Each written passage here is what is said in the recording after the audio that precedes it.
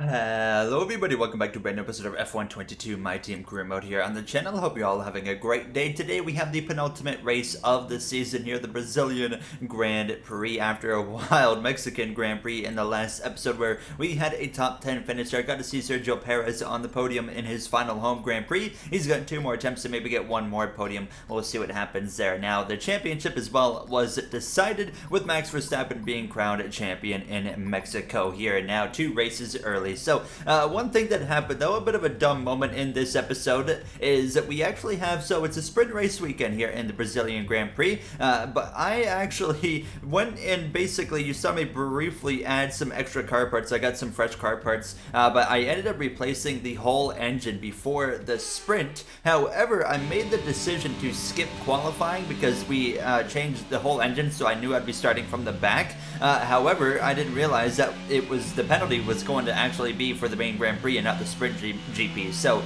I could have actually qualified for the sprint, and then I would have started at the back though in the main Grand Prix. So that was a bit of a dumb moment for myself. So you're not going to see any qualifying. We're going to jump straight into the sprint, and that means now we'll also be starting from the back in both the sprint race and the main Grand Prix. So it's going to be a bit of a challenging episode here in Brazil. But you can see in free practice, one thing's going pretty well here with the time deltas, and really no concerns at all. I was very happy with the pace in this car kicking off this weekend. But like I said, with skipping qualifying, we're going to jump straight through into this first sprint race of the Brazilian Grand Prix weekend. Let's hope for the best as we start from the back of the grid. Forget pit stops, forget fuel management. It's pedal to the metal all the way here as we get ready for today's sprint.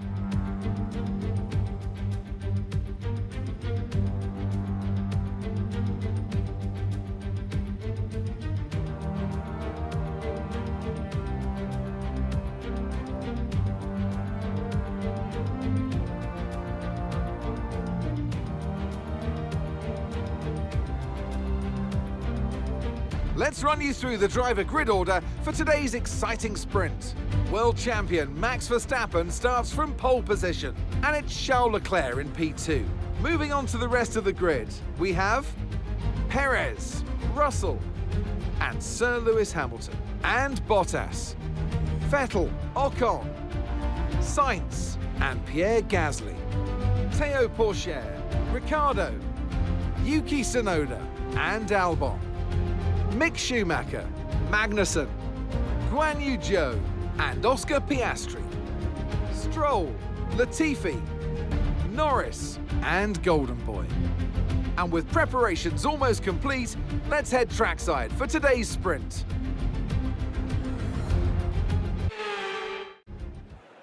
Well then, we are ready to go. Lights out here from P22. Joining us at the back of the grid as well, you do see Lando Norris. So in that futuristic livery, it's supposed to be, it's like I think they called it like a cyberpunk livery. I saw somebody call it a cyberpunk livery. But nonetheless, we get underway from this formation lap here and ready to go. Lights out now. It's Red Bull and Ferrari. Ferrari looking a little bit stronger this weekend. They are at the top of the R&D again, so maybe they can finally bring a little bit of something here today. So it's going to be lights out, and we are underway from the Brazilian sprint race here in this Brazilian Grand Prix weekend, and Leclerc immediately up the inside of Max Verstappen there into turn 1. He takes the lead this GP into turn 2 and 3 now, and you can see he's already got a nice gap, and actually following through, George Russell as well is going to move up in his second place. Look at this, so 3 wide in the background. Bottas trying to take a look. You see Vettel as well as Ocon here in the mix. Perez and Hamilton all in a big swarm together right here. Théo Pourchaire there a little bit further back there behind Esteban Ocon in the AlphaTauri Porsches here. Now as we continue to try and scrap it out myself, it was not a great start for myself, I can confirm. I was still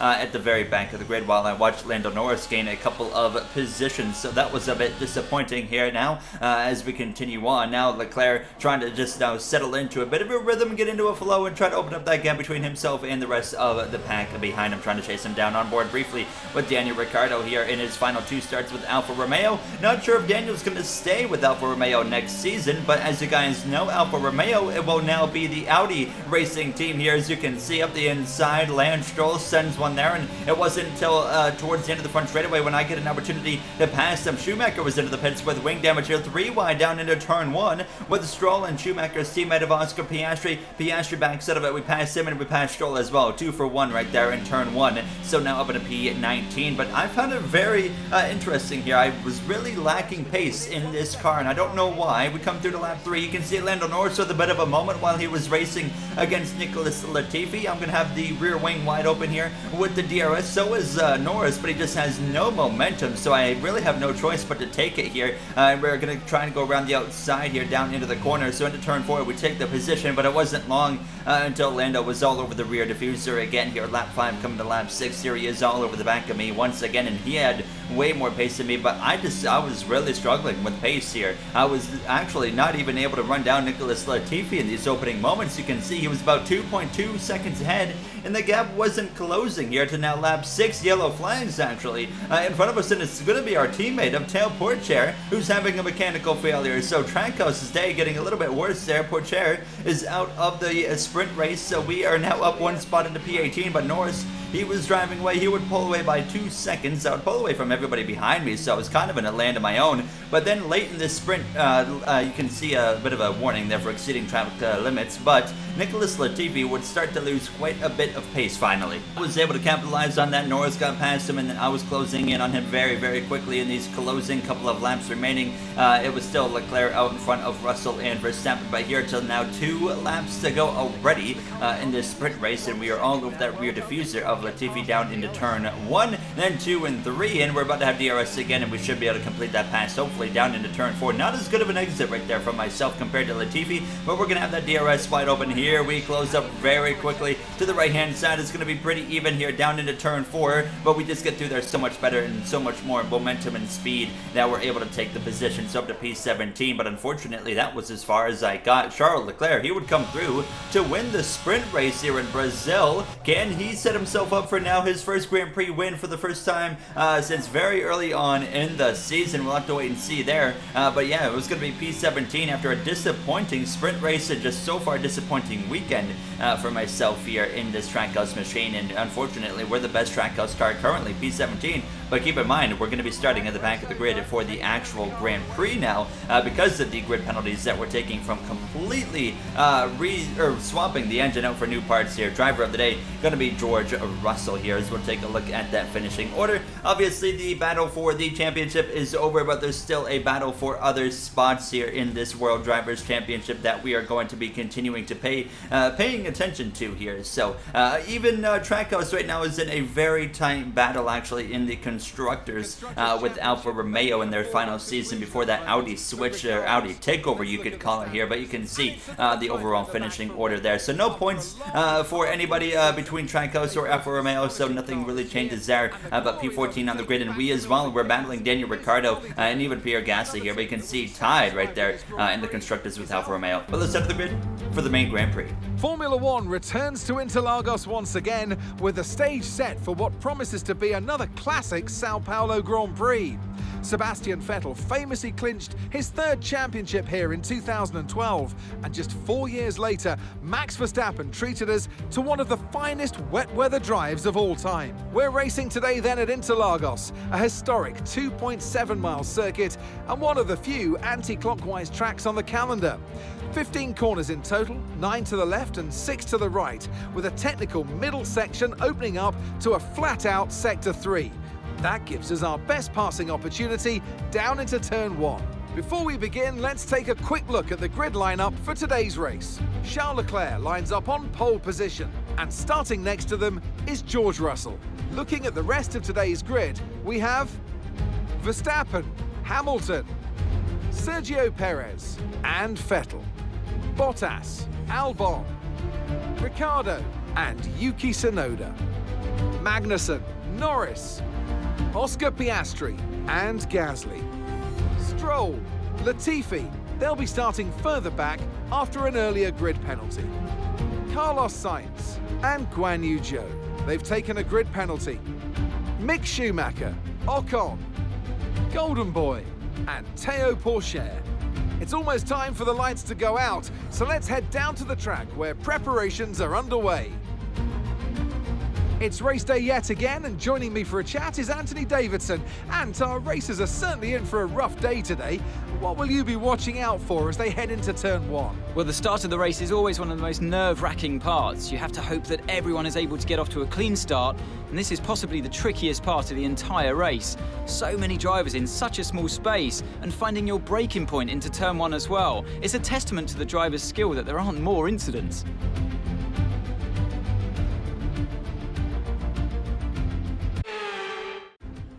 We are ready to go, lights out again, P21, P22 for Trackhouse Racing, and you can see how we change the strategy up. Starting on the softs, going into the hard compound tire, I put 4 extra laps of feel in this car to hopefully make sure we don't have to worry about feel later in this race and have to save. That's at least a goal. With 4 extra laps in the car feel, it should not be much of a concern, but I mean, at this point, who knows? We're the only one in this area on the soft compound tire. Can we put it to good use? It's going to be 5 red lights, and it's going to be one more time. Lights out in this episode, and we are underway. Charles Leclerc with a great start covers off Russell immediately down into turn 1. Verstappen trying to go around the outside. We've seen that outside work quite often here in these Brazilian Grand Prix starts in this F122 career mode, but it's not going to be enough right there for Verstappen. And Russell able to stay ahead, and you can see Vettel ahead of Hamilton. So right now it's a Ferrari, Mercedes, double Red Bull Porsches, and then we as well have the next Mercedes of Lewis Hamilton, and then he's followed by Sergio Perez, and then Valtteri Bottas, Esteban Ocon there just behind. And once again, you can see Perez is putting up a very solid performance this weekend here in Brazil, as he's done many times this season. And it's unfortunate that Perez is hanging up the helmet at the conclusion of this season here in this My Team career mode, because he is still on par, putting up great runs just about every single Grand Prix that we enter here. Now, as you can see, some wheel-to-wheel battles happening around this circuit. I myself was in a side-by-side battle, the McLaren of Carlos Sainz. So instead of Lando Norris at the back of the grid this time, it was Carlos Sainz with the main Grand Prix here, but you can see Leclerc off to a great start here in Brazil. He's been dominant all weekend. He started P2, didn't qualify on pole, but took the lead on the opening lap, on the opening start of the sprint race, and did not look back, and he has been in charge ever since that moment, really. So once again, just Leclerc on another level right here now for the first time in quite some time, actually, here. As you can see, myself in a battle right now with an Alfa Romeo with the Haas right there, and you can see Mick Schumacher on the outside. He might back out of it. Yes, he is going to right there. Nearly had some contact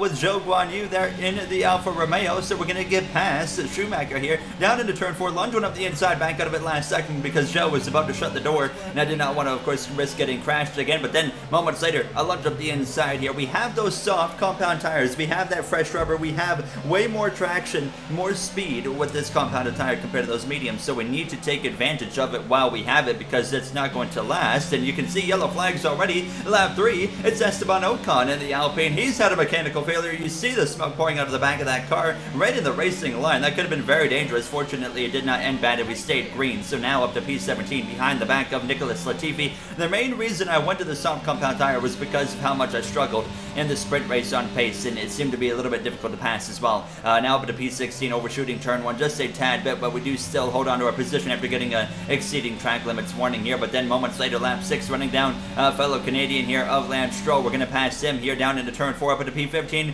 running a little bit deep again there now as we're going to try and run down Oscar Piastri. However, after I made this pass on Lance Stroll, my soft compound tire advantage had basically completely dissipated. I was not able to close in barely anything on Piastri, so I decided at the end of lap 10 to come into the pit lane a little bit earlier. So the original plan was around lap 12, but I come in a few laps early because I was just making no gains, and I felt like there was no point, and even Stroll was starting to put a little bit of pressure on me again. So we're going to come in and put on that hard compound tire, and it will be probably no issues at all going the few extra laps here on these tires. So I wasn't really concerned in that point there. Really no concerns at all, other than the fact that we slowed down so much there at the end of this soft compound tire life cycle. Nonetheless, we're going to be at a bit of an island of our own here, P21, but we're like 17-20 seconds at this point, probably beyond, behind Théo Pourchaire, who's gained no positions, by the way. Théo Pourchaire hasn't gained a single position since the Grand Prix has started, proving that there's just something about this circuit this weekend here where it's very difficult difficult to pass. Trackhouse has a solid car, we know this by now. You can see the pit cycle starting to kick off. That's an opportunity for Portier to gain maybe some positions and for myself to gain some positions as well. You see Leclerc leading the field into the pit lane, bringing the top group of cars with him of Max Verstappen as well as George Russell, but he is going to exit out in front of both of those drivers, and I think he's going to win this Grand Prix at this point without any major issues. So now as the main group of cars are coming into the pits here, I'm going to come through and close in up into the top 15, up into P14 to be exact here, just behind Piastri. We were behind Piastri by over a second when we pitted. We got out in front of him by nearly 2 seconds during this pit cycle. Once everything had cycled out, we were up now to P12, which was a very strong running position for how this weekend has gone. Trackhouse, we just haven't had the pace here at Brazil, unfortunately now. And you can see we were continuing to run P12, but I was on an island of my own, 2.6 seconds ahead of Piastri and nearly 4 seconds behind Daniel Ricciardo in the Alfa Romeo. So we go for a little bit of a late race update here. Leclerc dominant fashion, 4 seconds ahead of Max Verstappen, George Russell, Lewis Hamilton, and Sebastian Vettel. The rest of the top 5 as he is trying to hold off Sergio Perez and Valtteri Bottas, who are hot on his rear diffuser currently here in this Brazilian Grand Prix. But then you got Lando Norris with one heck of a rebound weekend for him, starting at the back of the grid in the sprint race. He's worked his way up to P8, so we talked about it being difficult to pass, but we've seen what Norris has been able to do. He's been able to slice and dice through traffic here. But as well, you look at Carlos Sainz and Théo Pourchaire, who started at the back of the grid here in this Grand Prix, and they have basically made up nothing. Sainz is only P19, and Pourchaire has still yet to pass a single car on circuit here today. I don't know how in the world he is struggling as hard as he is. As you can see, a bit of a train effect going on right there, but what a weird Grand Prix this has been. Except that at this point, I wasn't going to gain any more positions here. I just didn't have enough pace, and I was actually losing a good chunk of time. Now, nearly 4 seconds lost in between last time we updated our gap to Ricciardo here, so the pace was not there, and we were on an island of our own. We jumped straight to the end here. Charles Leclerc finally returns to the top step of the podium here in the Brazilian Grand Prix, and it's going to be Max Verstappen, the two-time now world champion there, second place with George Russell in third, and we're going to come through to cross the line for still, in my opinion, a very respectable P12 finish here in the Brazilian Grand Prix. Piastri, Magnussen, they were closing in on us at the end, but fortunately we run out of time. A great day as well for Kevin Magnussen in the Aston Martin, and a struggling Aston Martin. We're going to head to the podium for the post-race celebrations. Driver of the day is going to be us once again here in the Brazilian Grand Prix. Let's send it up to Charles Leclerc for his celebration. Great effort there from Ferrari to take the victory today. So, Anthony, what made the difference out there today? I think it was clear what the main contributing factor out on track was: speed. I know it sounds like an awfully reductive statement, but fast cars win races, and we saw that today with our winner. And here we are, a team that is no stranger to the podium, taking their place on top once again. A sublime race today, and a stunning win for Ferrari.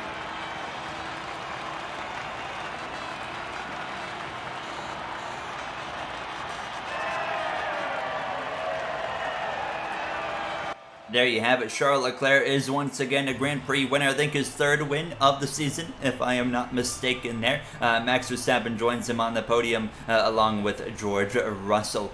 So Leclerc, what could have been this season? The defending world champion. He started out strong and then things went wrong and they just haven't quite gone his way ever since that mechanical failure that we talked about in Spain. It just hasn't been quite the same since then, but he has now found a way to get back to the top step of that podium. However, obviously way too late in the season for him to make a run here now. As you can see the rest of the finishing order, and there you see the standings. So right now Ricciardo and myself remain tied down there for P13. The gap between myself, Ricciardo, and Gasly is going to go down to that final Grand Prix. Even Schumacher could make something happen here with a crazy Grand Prix as well. Nicholas Latifi still the only driver without a point, so we'll see if we can change that. And still tied with Alfa Romeo going into the final Grand Prix of the season. We would like to overtake them and get up to P8 in the Constructors. We'll see what happens there, but it's going to come down to the wire there. I don't know what kind of pace we're going to have there, because last season I recorded Abu Dhabi when the AI was at its worst with the straight line issue,